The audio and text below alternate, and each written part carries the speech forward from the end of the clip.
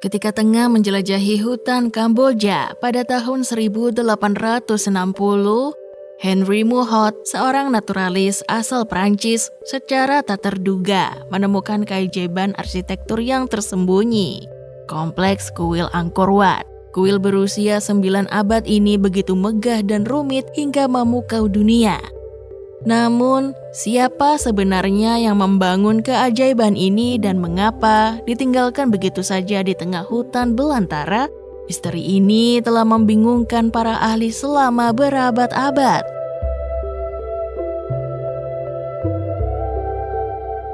Sebuah catatan kuno dari abad ke-13 di Cina sedikit mengungkap misteri ini.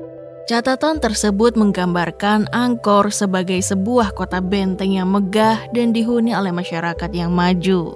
Penemuan ini semakin memperdalam misteri Angkor dan menimbulkan pertanyaan baru. Bagaimana sebuah peradaban kuno mampu menciptakan karya agung seperti itu di tengah hutan?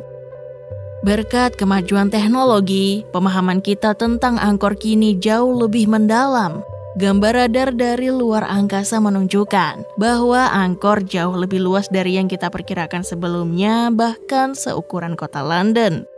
Penemuan ini mengubah pandangan kita tentang Angkor Wat, yang tadinya dianggap sebagai sebuah kuil tunggal, ternyata hanyalah sebagian kecil dari sebuah kota besar dan kompleks yang pernah ada.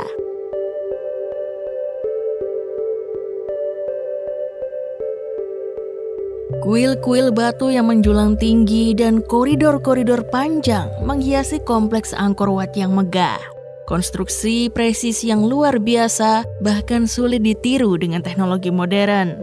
Arkeolog Charles Higham telah mendedikasikan hidupnya untuk mempelajari Angkor, dan orang Khmer memberikan kita pemahaman yang lebih dalam tentang peradaban kuno ini. Kita berdiri di tengah monumen keagamaan terbesar di dunia, sebuah keajaiban arsitektur yang menakjubkan. Angkor Wat adalah kuil makam Raja Suryavarman II, di mana abunya disemayamkan di pusat candi. Setiap detail Angkor Wat syarat makna simbolis. Parit besar yang mengelilinginya melambangkan lautan kosmik yang mengelilingi Gunung Meru, tempat tinggal para dewa dalam mitologi Hindu.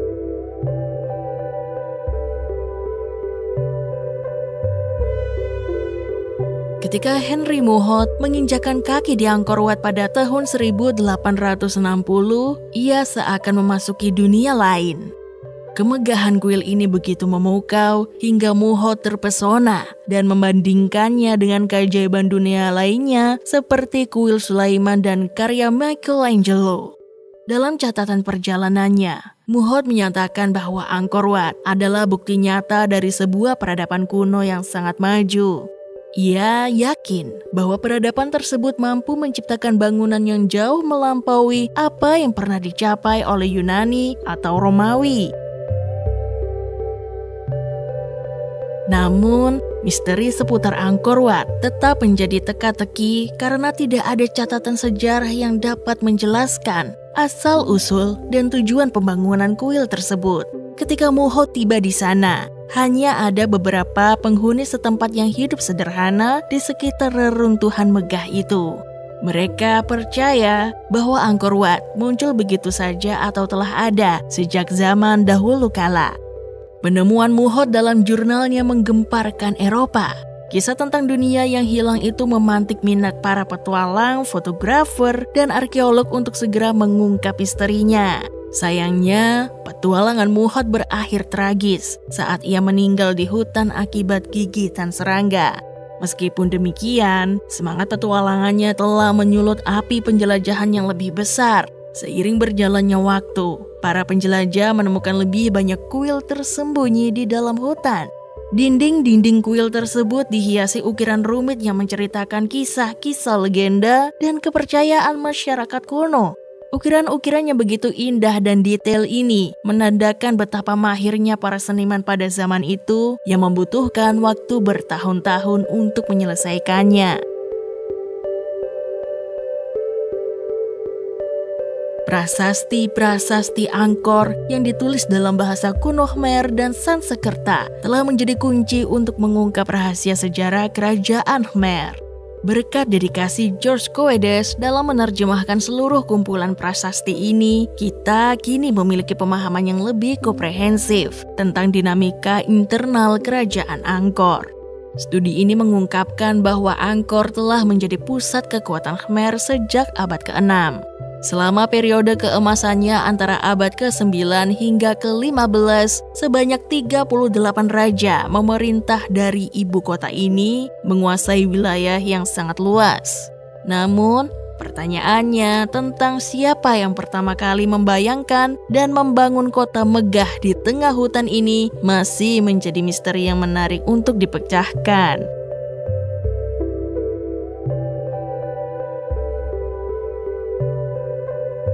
Penemuan jurnal Zhou Daguan, seorang utusan Tiongkok yang mengunjungi Angkor pada abad ke-13, memberikan gambaran yang sangat hidup tentang kemegahan dan kompleksitas peradaban Angkor. Deskripsi Zhou Daguan tentang ibu kota Khmer jauh melampaui imajinasi para arkeolog sebelumnya. Benarkah catatan Zhou Daguan itu fakta atau hanya dongeng? Para arkeolog terus menggali untuk menemukan bukti keberadaan kota yang digambarkannya. Satu persatu, potongan-potongan misteri itu tersusun. Selama ribuan tahun, masyarakat Khmer, penduduk asli Kamboja, telah menggarap sawah di tengah hutan. Mereka adalah bangsa yang mandiri dan damai. Namun, sejak abad pertama Masehi, kerajaan-kerajaan kecil saling bertikai di wilayah tersebut. Pada abad ke-8, seorang pemimpin visioner membangkitkan semangat rakyatnya untuk melakukan perjalanan besar ke arah barat. Meninggalkan kampung halaman di timur Kamboja, mereka menyeberangi Sungai Mekong demi menemukan tanah suci yang baru. Setelah menaklukkan wilayah-wilayah musuh, pemimpin karismatik ini memilih lokasi strategis di antara Bukit Kulen yang keramat dan danau besar untuk mendirikan kota benteng. Tahun 802 Masehi menandai tonggak sejarah ketika ia dinobatkan sebagai Jayavarman II, Maharaja Agung yang diyakini sebagai perwujudan dewa di dunia. Selama lebih dari 5 abad, keturunan Jayavarman II yang dipuja sebagai dewa hidup bergantian memimpin kerajaan Angkor. Masing-masing raja meninggalkan warisan berupa monumen megah yang tidak hanya melambangkan kekuasaan mereka, tetapi juga menjadi tempat peristirahatan terakhir. Sejak abad kedua, agama Hindu telah menjadi bagian integral dari kehidupan masyarakat Khmer. Kuil-kuil kerajaan yang megah didesain menyerupai Gunung Meru bertingkat 5, tempat tinggal para dewa dalam mitologi Hindu sebagai bentuk penghormatan yang mendalam. Bagi para pembangunnya, kuil-kuil megah ini merupakan perwujudan puncak dari keyakinan agama, keindahan seni, kedalaman ilmu pengetahuan, dan keagungan kekuasaan. Sepanjang paruh pertama abad ke-20, Kamboja berada di bawah kekuasaan kolonial Prancis. Justru di masa inilah upaya serius dimulai untuk menyatukan kembali keagungan Angkor. Ketika penjajah tiba, mereka mendapati situs ini dalam kondisi yang sangat memprihatinkan. Batu-batu berserakan tanpa aturan, jauh dari keindahan yang kita saksikan sekarang. Maka dari itu, mereka mencurahkan waktu dan tenaga yang sangat besar untuk merekonstruksi kembali candi-candi tersebut. Pada dekade 1960-an, arkeolog kenamaan Bernard Phil Crowley membuat sebuah perbandingan yang sangat menarik tentang Angkor. Bayangkan saja, jika di dalam kota Paris kita menemukan Istana Versailles, lapangan Concorde, dan Museum Louvre yang berdiri berdampingan. Ditambah lagi, di sekelilingnya terdapat katedral-katedral megah, seperti Notre Dame, Chartres, dan Reims, serta seluruh gereja-gereja yang dibangun di Paris sebelum abad ke-19. Sejak penjelajahan Henry Muhot pertama kali menemukan Angkor pada tahun 1860, banyak penelitian telah dilakukan untuk mengungkap sejarahnya. Namun, hingga kini masih banyak misteri yang belum terpecahkan mengenai peradaban agung yang mampu menciptakan monumen-monumen luar biasa ini.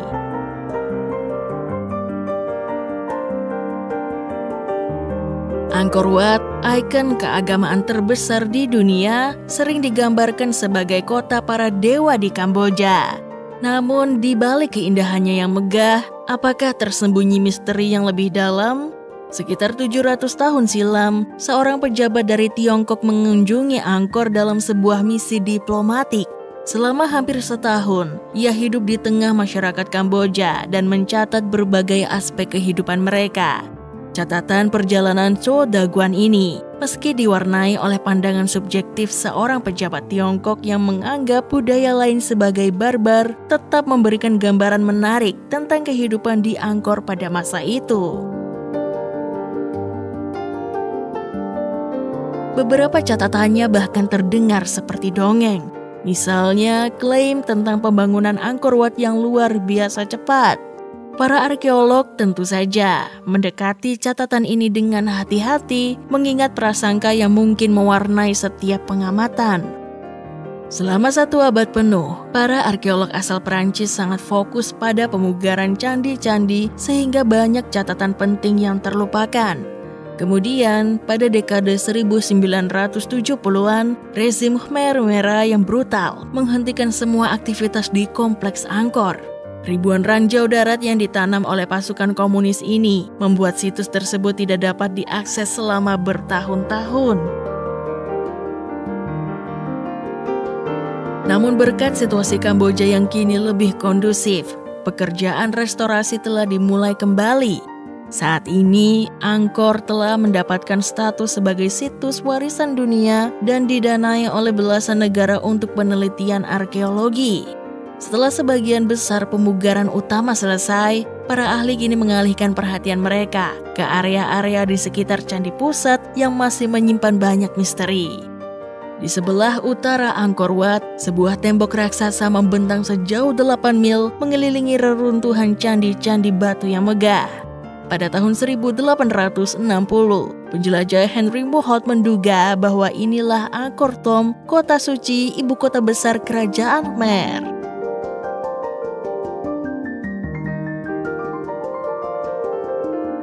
Mirip dengan Angkor Wat, kota ini dikelilingi parit dan memiliki bentuk persegi sempurna seluas Pulau Manhattan. Di jantung kota ini berdiri Candi Bayon yang megah. Dalam catatan tahun 1296, Cho Daguan melukiskan Angkor Thom sebagai kota yang sangat ramai dan penuh kehidupan.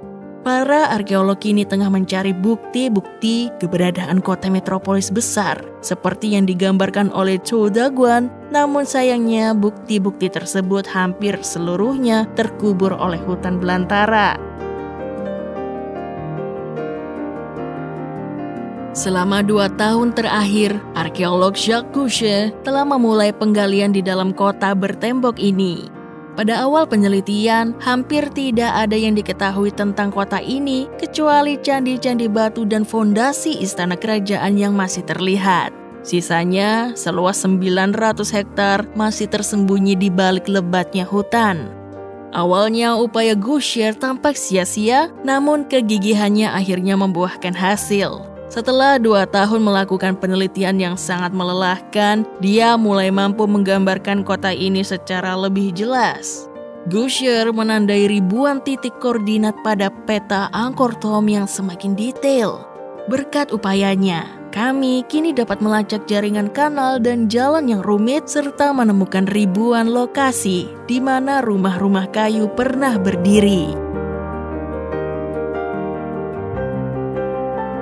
Ketika Henry Mohot menemukan Angkor Wat pada tahun 1860, ia menduga bahwa itu hanyalah sebagian kecil dari sebuah kota yang jauh lebih besar dan kompleks.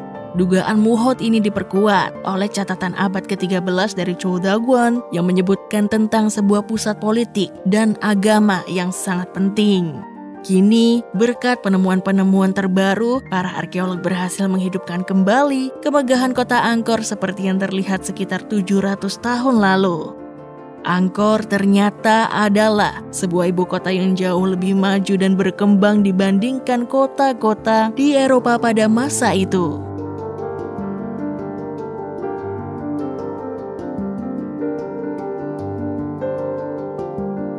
Penemuan Jacques Couchet memberikan bukti kuat akan keakuratan catatan Cho Daguan.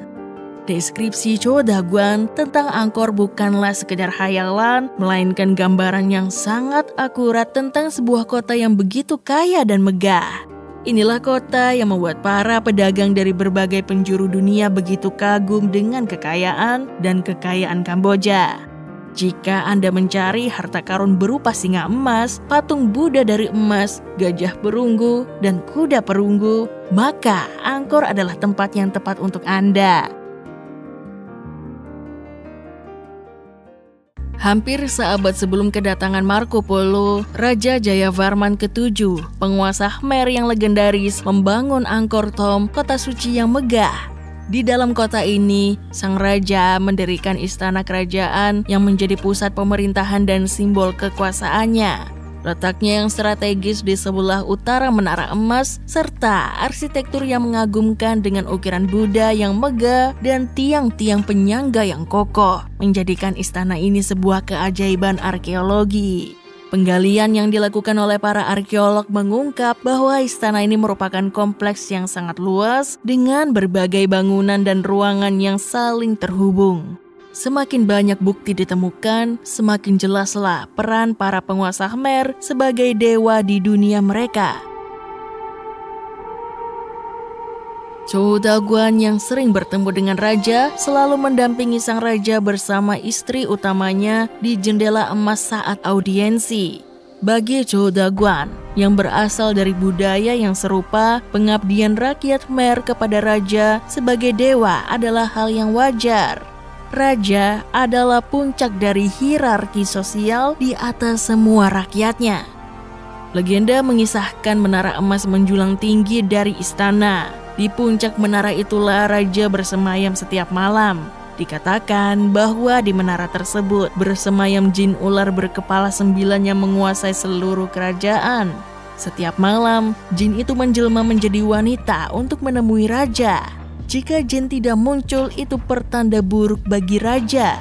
Begitu pula jika raja mengingkari janjinya, bencana akan menimpa kerajaan.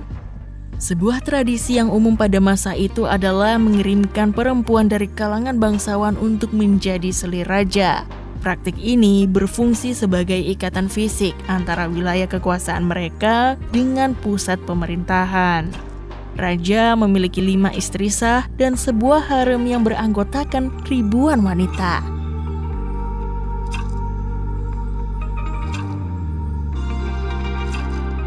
Meskipun jarang terlihat di luar istana, Cho Daguan pernah menyaksikan sebuah peristiwa istimewa selama perayaan Tahun Baru, di mana raja ikut serta dalam perayaan yang meriah dengan kembang api dan petasan yang suara ledakannya terdengar hingga radius 13 km. Di bawah kepemimpinan raja, terdapat birokrasi yang besar dan kompleks, terdiri dari para menteri, jenderal, ahli astronomi, dan berbagai pejabat lainnya. Mereka semua berasal dari keluarga-keluarga terpandang yang telah mendapatkan kehormatan dari raja pendiri, Jayavarman, yang telah mendirikan Angkor sekitar 500 tahun yang lalu. Catatan perjalanan Cho Daguan memang tak menjabarkan secara detail jumlah penduduk Angkor. Namun prasasti kuno di kuil-kuil seperti Ta Prohm memberikan petunjuk yang cukup signifikan. Bayangkan, sebuah kuil saja mampu menampung lebih dari 12.000 jiwa, termasuk para pendeta, penari, dan petugas lainnya. Jika satu kuil saja sedemikian ramai, betapa padatnya pusat kerajaan Angkor.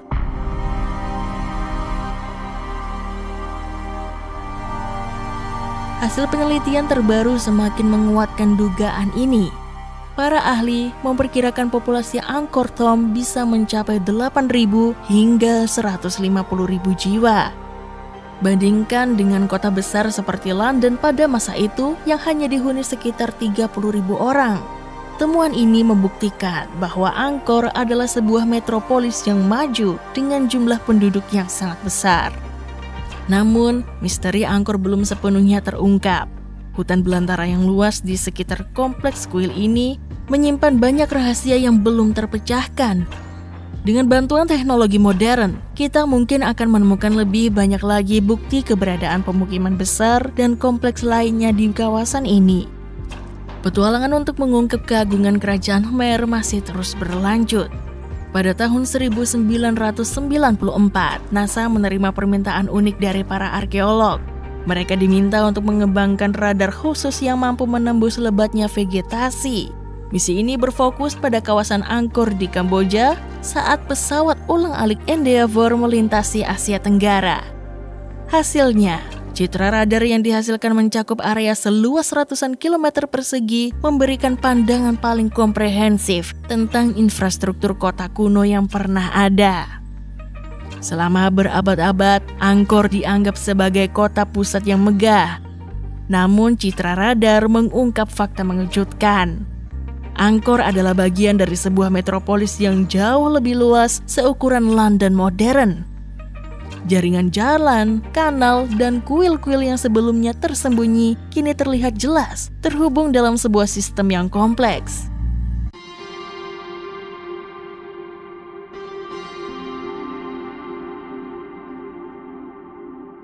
Arkeolog Elizabeth Moore menyebut penemuan ini sebagai terobosan besar merevolusi pemahaman kita tentang skala dan kompleksitas kerajaan kuno ini. Citra radar ini juga mengungkap perencanaan kota yang sangat maju. Sistem irigasi yang canggih dan tata letak kota yang terorganisir menunjukkan tingkat penguasaan teknologi dan pengelolaan sumber daya yang belum pernah terlihat sebelumnya di kawasan Asia Tenggara. Penemuan ini menantang pemahaman kita tentang peradaban kuno dan membuka jendela baru dalam memahami kehebatan kerajaan Angkor. Tantangan terbesar para arkeolog saat ini adalah menerjemahkan penemuan dari foto satelit ke kondisi lapangan.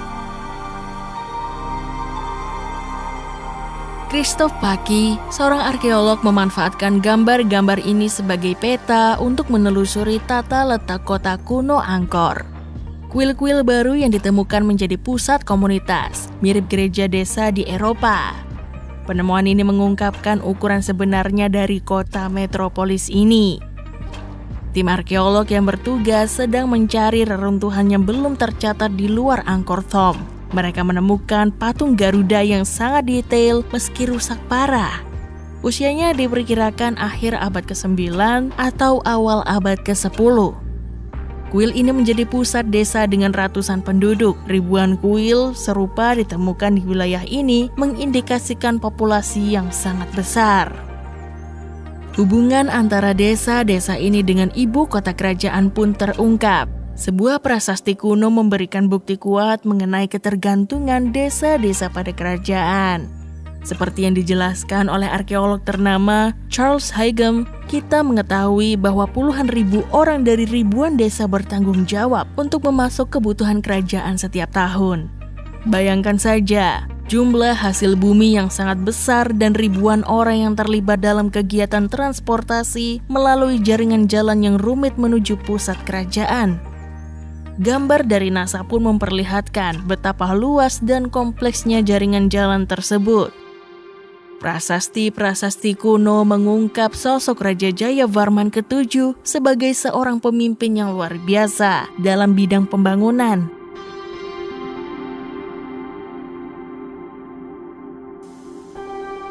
Di seluruh kerajaannya, ia membangun infrastruktur yang megah seperti jalan raya dan tempat peristirahatan dengan skala yang belum pernah ada sebelumnya.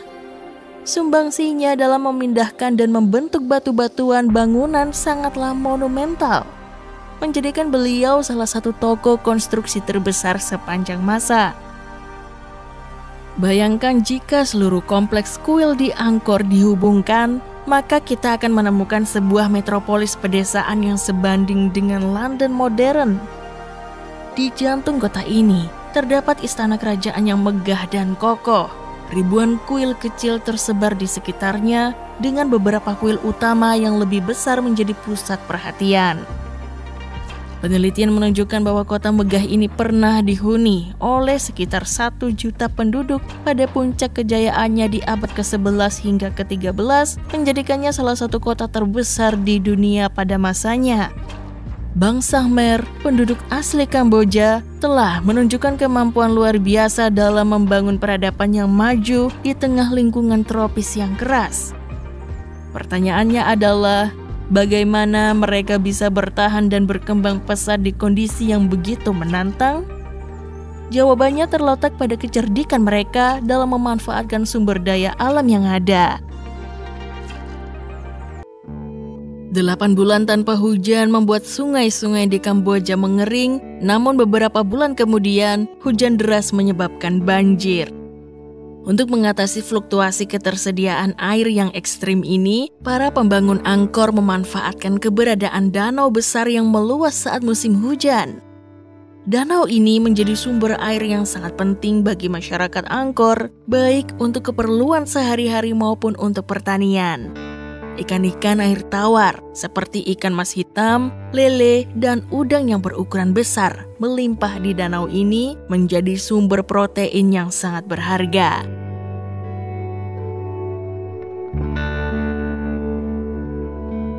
Beras sebagai makanan pokok juga dibudidayakan secara besar-besaran di sekitar Angkor.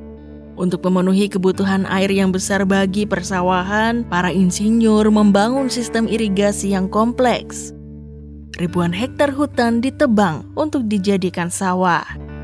Sistem irigasi ini sangat krusial bagi keberlangsungan kerajaan karena kegagalan dalam mengelola air akan berdampak langsung pada produksi pangan dan stabilitas sosial. Kemampuan bangsa Khmer dalam mengelola air benar-benar luar biasa.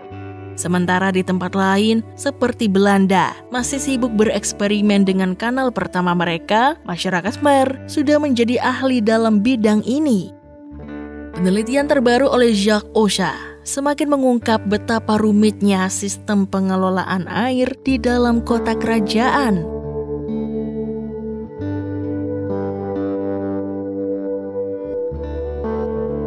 Bayangkan, ditemukan 2 reservoir raksasa, masing-masing sepanjang 300 meter dan lebar 20 meter yang dipotong oleh jalan utama. Ini menunjukkan betapa pentingnya air mengalir dengan lancar di seluruh penjuru kota.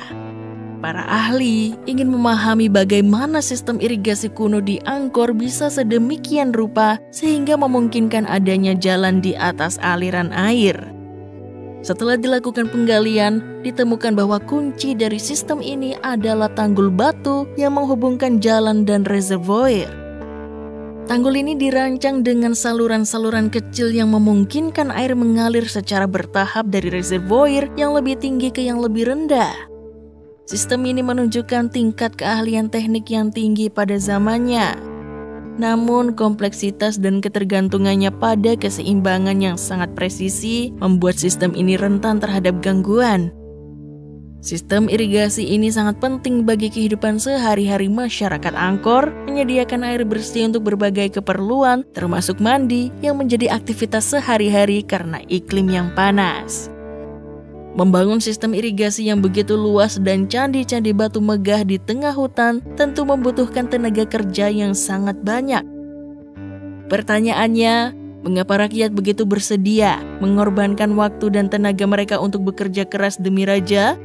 Mengapa para petani di ladang mau memberikan begitu banyak kontribusi tenaga mereka seolah tanpa paksaan untuk memelihara pusat kota? Jawabannya mungkin karena mereka sangat meyakini bahwa raja adalah sosok yang sakral bagaikan dewa, sehingga mereka bekerja sebagai bentuk bakti kepada dewa tersebut. Keyakinan inilah yang mendorong mereka terus bekerja. Saya sependapat bahwa tanpa keyakinan yang kuat seperti itu, kota Angkor tidak mungkin dibangun. Namun, di samping semangat keagamaan yang tinggi dari rakyat Khmer, keberadaan budak juga menjadi faktor penting dalam penyelesaian proyek-proyek besar tersebut.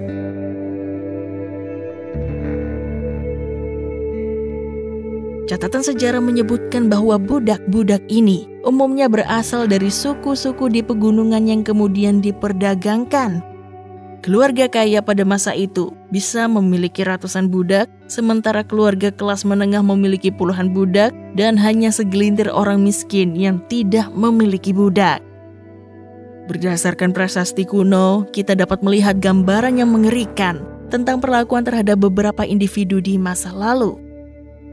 Hukuman yang diterapkan di kerajaan Angkor sangatlah kejam, seperti yang diceritakan dalam kisah seorang yang berusaha melarikan diri dan harus kehilangan penglihatannya serta pendengarannya.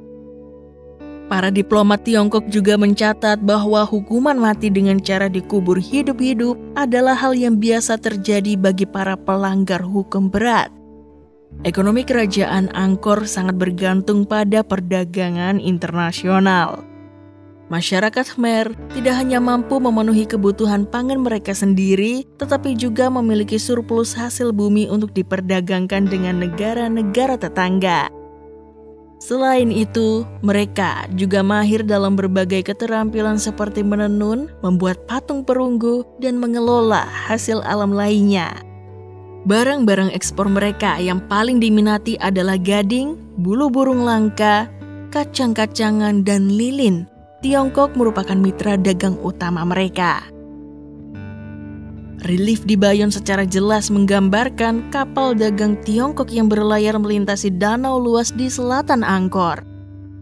Bukti arkeologi berupa temuan keramik Tiongkok dalam jumlah besar di istana kerajaan semakin menguatkan adanya aktivitas perdagangan yang intens antara kedua negara. Tak hanya delegasi dagang, pemukim Tiongkok pun telah lama menetap di Angkor. Para pria Tiongkok ini seringkali menikahi wanita lokal, memanfaatkan keahlian bisnis para wanita tersebut. Di Kamboja, peran perempuan dalam perdagangan sangat dominan. Tanpa adanya toko permanen, para pedagang menggelar dagangan mereka di atas tikar yang digelar di tanah.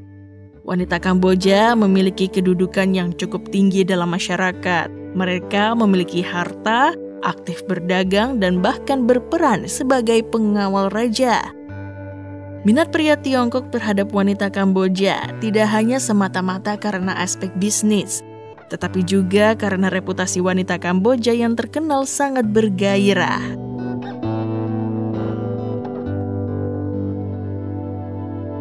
Banyak narasumber menyebutkan bahwa wanita Kamboja dapat segera kembali beraktivitas setelah melahirkan dan tidak segan meninggalkan suami yang tidak mampu memuaskan hasrat seksualnya.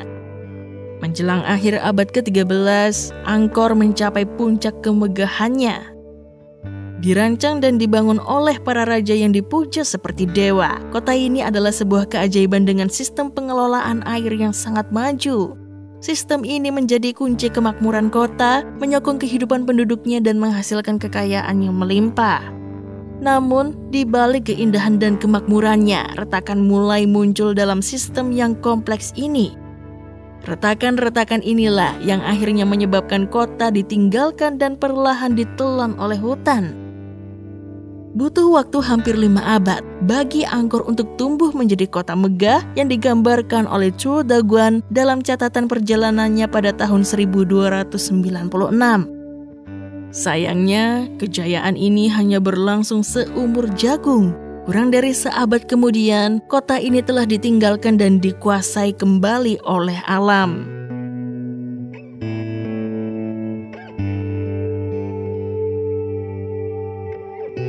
Dalam perjalanan sejarah, kita sering menemukan kota-kota yang ditinggalkan begitu saja. Angkor merupakan salah satu contohnya. Pertarungan sengit dengan negara tetangga menjadi salah satu penyebab utama. Pada masa-masa awal, orang Cham menjadi musuh utama kerajaan Khmer.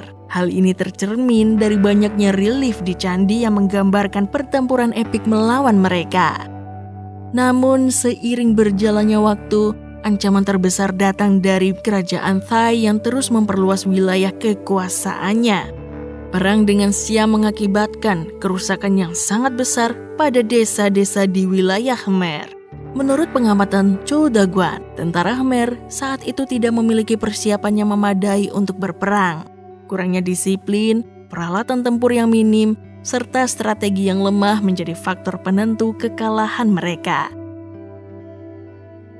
Menurut catatan sejarah, pada tahun 1431, Angkor mengalami peristiwa tragis ketika pasukan Thailand melancarkan serangan besar-besaran. Kota itu dijarah habis-habisan, penduduknya diperbudak termasuk seluruh keluarga raja yang dibawa ke Thailand. Kota yang dulunya meriah dan ramai kemudian ditinggalkan dan perlahan-lahan ditelan kembali oleh hutan. Misteri runtuhnya peradaban besar ini telah lama menjadi pertanyaan besar bagi para sejarawan.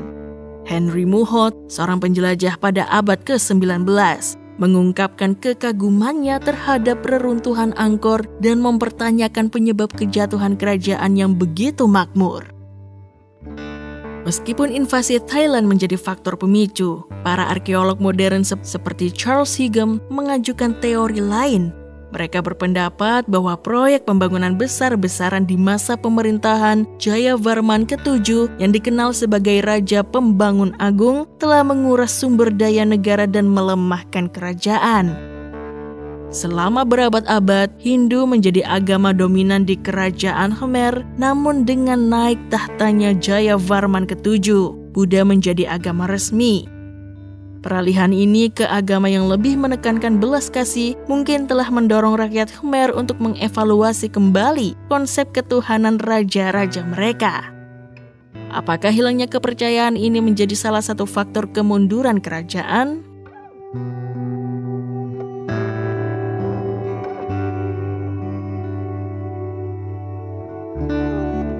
Sejarawan Lucille Barrault-Coulet mengajukan teori menarik tentang kejatuhan Angkor. Ia berpendapat bahwa sistem irigasi yang kompleks yang menjadi kunci kemakmuran Khmer juga menjadi penyebab keruntuhannya. Keseimbangan ekosistem yang sangat rapuh membuat sistem ini rentan terhadap kerusakan jika tidak dipelihara dengan baik. Sistem irigasi yang begitu canggih ternyata sangat rapuh. Sedimentasi yang terus-menerus mungkin telah menyumbat saluran-saluran air sehingga mengganggu sistem irigasi yang vital bagi kehidupan di Angkor. Setelah era Jayavarman ke-7, ketertarikan para raja pada proyek-proyek pembangunan besar, terutama sistem irigasi yang rumit mulai menurun. Di sisi lain, deforestasi yang terus meluas untuk memenuhi kebutuhan pertanian padi semakin memperparah situasi. Akumulasi sedimentasi akibat penebangan hutan menyebabkan sungai dan kanal tersumbat, memicu bencana ekologis yang mengancam keberlangsungan peradaban Khmer.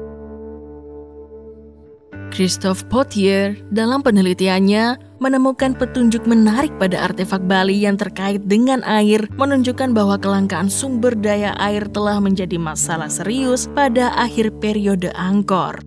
Kombinasi antara penurunan minat dalam pengelolaan sumber daya air, deforestasi yang masif, dan kemungkinan krisis air menjadi faktor utama yang mendorong Khmer meninggalkan kota besar mereka. Sisa-sisa kekaisaran Khmer yang dulu jaya terpaksa mengungsi dan mendirikan peradaban baru di tepi Sungai Mekong dekat Phnom Penh, ibu kota Kamboja sekarang. Keputusan untuk berpindah ke timur, menjauhi ancaman dari bangsa Thailand merupakan langkah strategis yang diambil oleh bangsa Khmer. Setelah sepenuhnya memeluk agama Buddha dan meninggalkan kemewahan duniawi, bangsa Khmer tak lagi mampu mencapai kejayaan seperti masa keemasan mereka di Angkor. Selama kurang lebih 4 abad, reruntuhan megah Angkor terkubur dan dilupakan hingga akhirnya ditemukan kembali oleh penjelajah Prancis Henry Muhot pada tahun 1860. Kini, Angkor diakui sebagai salah satu keajaiban dunia yang paling mengagumkan. Dengan kondisi Kamboja yang semakin stabil, para arkeolog dari berbagai negara terus melakukan penelitian dan menemukan berbagai artefak bersejarah di kawasan ini. Kota yang dulu tersembunyi di tengah hutan kini terungkap sebagai sebuah metropolis besar yang pernah mendominasi kawasan Asia Tenggara selama lebih dari setengah milenium. Angkor adalah salah satu kota terbesar yang pernah ada di dunia pada masanya.